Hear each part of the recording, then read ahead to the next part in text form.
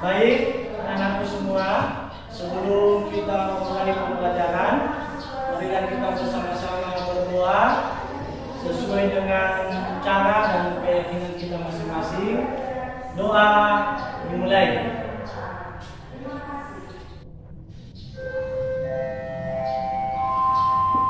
Doa selesai.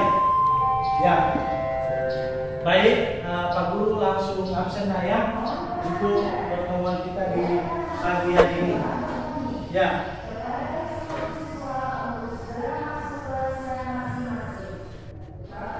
Meli. Ya. Martika. Jura. Ya. Sarah. Ya. Kenapa Sarah? Sakit ya? Ya. Sakit.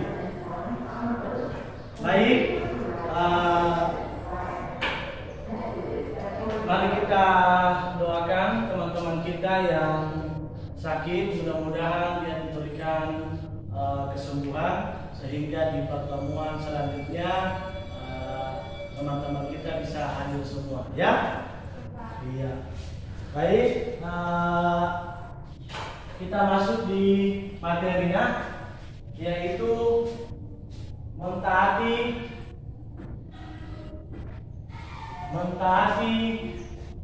peraturan sekolah. Ya. Mentaati peraturan sekolah.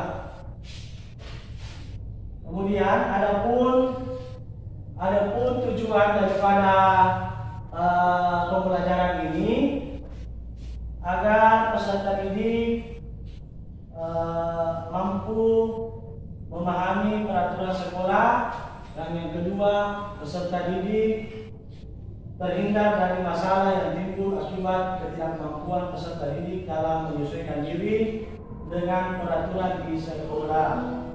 Ya. Selanjutnya kita masuk di pengertian peraturan. Ya, pengertian peraturan. Sebelum kita masuk di pengertian peraturan, saya coba tanya dulu sama anak-anak, penting atau tidak itu peraturan? Iya, penting. Tentu penting karena peraturan itu bukan saja untuk di kalangan siswa, tapi peraturan itu siapapun di kalangan manapun sangat diperlukan namanya peraturan yang berlaku di lingkungan kita. Ya. Contoh di lingkungan kita, seumpamanya di rumah kita masing-masing, ya tentunya mempunyai peraturan orang tua itu kita sendiri. Ya mungkin orang tua Martika peraturannya seumpamanya melarang anaknya keluar malam sampai jam 10 seumpamanya. Nah, si orang tua Meli seumpamanya melarang anaknya keluar dari jam 8 ya. Nah, bahkan seumpamanya orang tua Sura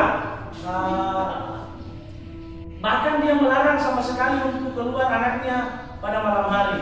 Ya, itu namanya semua aturan yang perlu kita taati masing-masing di lingkungan kita masing-masing agar terjadinya di lingkungan kita menjadi aman dan tidak terjadi kesalahpahaman seperti itu ya. Iya. Terus kita harus tahu dulu tentang peraturan itu sendiri. Apa pengertian daripada peraturan? Jadi pengertian daripada peraturan adalah suatu kesepakatan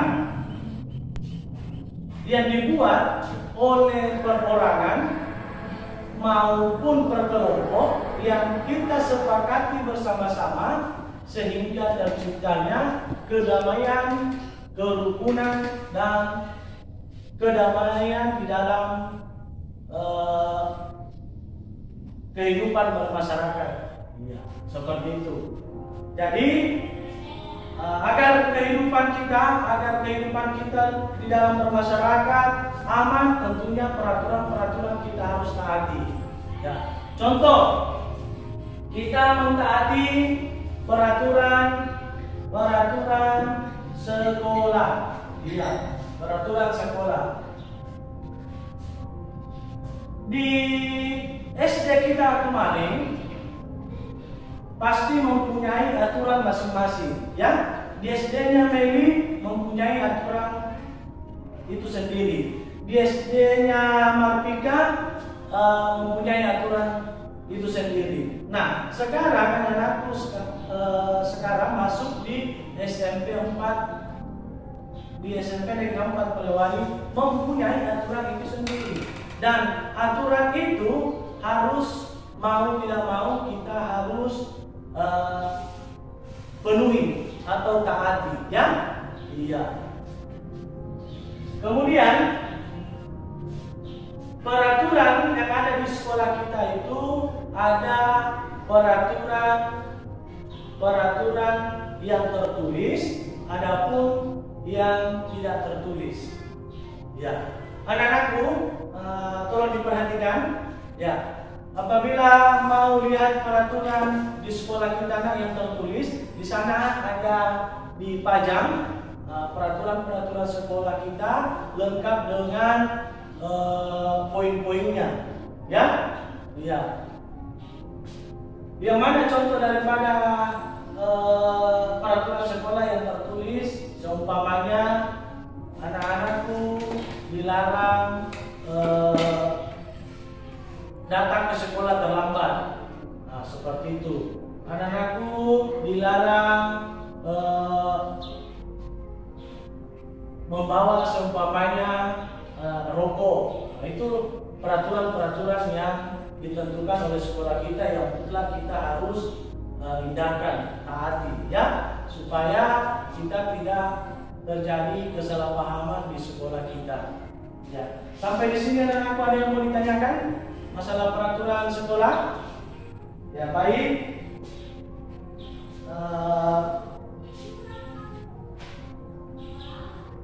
Kemudian kita masuk di peraturan yang tidak tertulis. Nah, yang mana biasanya peraturan yang tidak tertulis itu? Seperti seumpamanya etika, kesopanan, ya. Ya, biasa peraturan itu tidak tertulis, tapi sangat-sangat diperlukan di sekolah kita yang namanya sikap etika yang bagus dan kesopanan. Ya, ya. Etika seumpamanya menghormati kepada guru-guru kita yang ada di sekolah, kemudian cara berbicara kita lebih santun lagi, kakak-kakak kelas kita lebih dihormati, adik kelas kita disayangi, seperti itu, ya. Ya, itu semua termasuk peraturan-peraturan sekolah yang kita harus taati. Kemudian setelah masuk di peraturan sekolah, kita masuk di penyesuaian diri. Penyesuaian diri.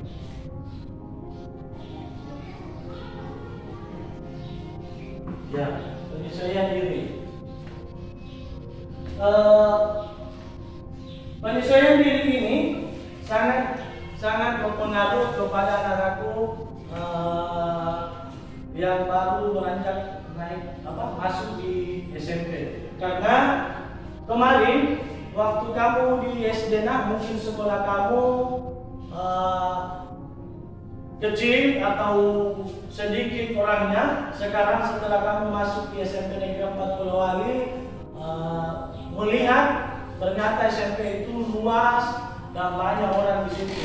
Jadi kamu harus menyesuaikan diri baik dari segi lingkungan, kemudian sama teman-teman, sama guru-guru, ya. Bahkan sampai di pembelajaran kita harus menyesuaikan diri, ya. Di lingkungan kita harus menyesuaikan diri. Tadinya SD kita, sekolah kita waktu SD sempit, sekarang sudah luas. Ya. Nah, kemudian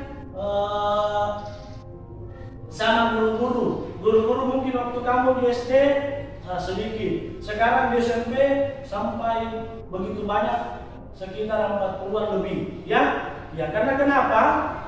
Di SD itu cuma tiga gurunya yang sering masuk di kelas kita. Yang pertama wali kelas kita itu sendiri, kemudian guru agama dan guru olahraga. Ya. Tapi kalau di SMP guru-guru kita itu bergantian masuk. Ya, karena setiap mata pelajaran pasti berbeda juga gurunya. Nah, itu perlu sekali aku untuk menyesuaikan diri untuk menghadapi proses pembelajaran. Kemudian sama teman-teman, ya teman-teman mungkin kalau di SD kemarin sekitar puluhan ya. Tapi di SMP kita sekarang SMP Negeri 4 Polewali boleh dibilang SMP terbanyak siswanya di tingkat SMP. Ya, jadi anak-anakku juga sangat-sangat dibutuhkan untuk penyesuaian diri menghadapi melihat orang-orang banyak. Yang kita perlu tanamkan di sini adalah mental kita, ya, kegrogian kita. Karena apabila anakku tidak mental melihat suasana seperti ini, suasana sekolah kita teman orang-orang banyak, biasa kita berkecil hati untuk melakukan sesuatu yang sebenarnya membuat kita gagal untuk meraih cita-cita kita. Jadi saya rasa anak-anakku harus mental, harus berani, tidak usah kecil hati untuk melakukan sesuatu yang anak-anakku bisa membawa untuk meraih kesuksesan. Ya, sampai di sini ada yang mau ditanyakan? Tidak ada. Iya. Kembali ke sini, hampir lupa tentang peraturan ya. Ya, terkadang kita lihat teman-teman kita ada yang melanggar aturan itu sendiri. Biasa kalau melanggar dia merasa hebat, padahal sebenarnya kalau melanggar aturan itu yang rugi sendiri adalah dirinya sampai ke keluarganya. Dia bawa keluarganya keluar karena seumpamanya di sekolah dia melanggar, dia merokok karena dia mau dikatakan hebat, ya? Iya. Setelah kita panggil dari gurunya, anak siapa ini? Kita bawa ke orang tuanya yang sampai kena juga imbasnya gara-gara anak-anak yang melakukan pelanggaran yang terjadi di sekolah. Iya. Mungkin seperti itu penjelasannya tentang mentaati peraturan di sekolah kita. Ya. Baik, sampai di sini pertemuan kita. Mudah-mudahan kita semua selalu dalam keadaan sehat walafiat. Dengan ucapan Assalamualaikum warahmatullahi wabarakatuh.